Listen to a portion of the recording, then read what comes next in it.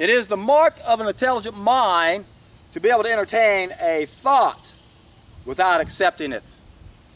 Aristotle. But what happens to these intelligent minds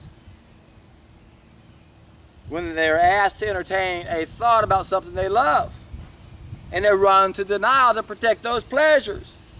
What about those intelligent minds that shut off their frontal lobe so they ain't got no frontal lobe anymore? What about those guys? What can we do to people in denial? Is intelligence enough? Are they able to hold more than one possibility in their mind at the same time?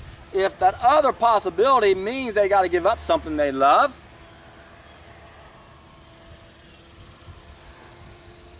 What are these people to do? Can we get through to them?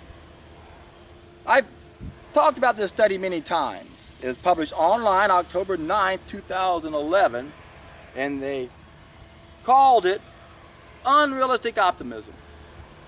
What they had done is they hooked up a bunch of people to MRIs. They asked them 80 questions, and guess what?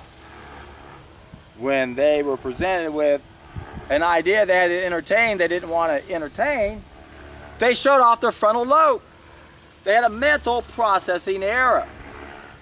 So, sounds like I've got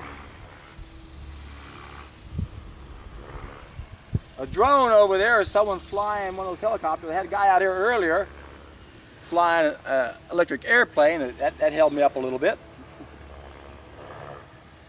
And now I can't see anything, but boy, I sure can hear it. It's quite distracting. So, what do we do, folks? How do we help those who have an intelligent mind, and yet we're asking them to entertain an idea that an intelligent people should be able to entertain, except it has to do with something they love and they're addicted to it? Remember, this is what addicts do. They run to denial to protect those pleasures. It's a defense mechanism. We use it all the time to avoid those unwanted aspects of ourselves that Carl Jung called our shadow.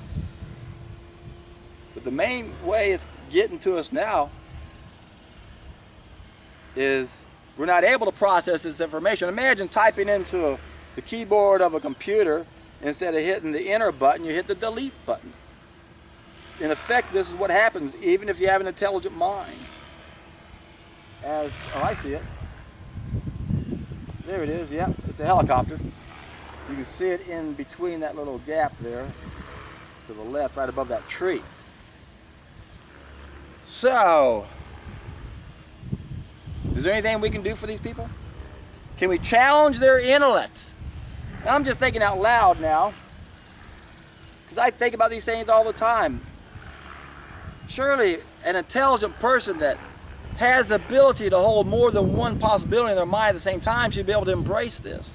In fact, I think those are the only type of people that are going to become the trim tabs. So for you guys listening to me right now, I'm sure you can relate to what I'm saying right now, because you've got an open mind. Now I realize for many people, if not the majority, they're going to have to hit rock bottom before they do something. And if they've gone the medical route long enough, they know they don't have any answers. If they're lucky enough, they'll find someone like us who knows there's a better way, that we're causing it and we can prevent it and reverse it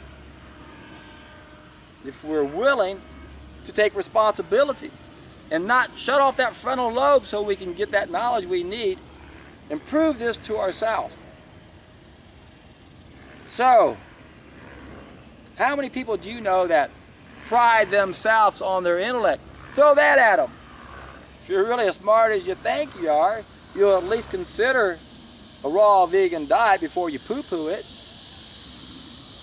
And if that doesn't work, then just test an idea as time has come. Why? You know why. You're in for a treat.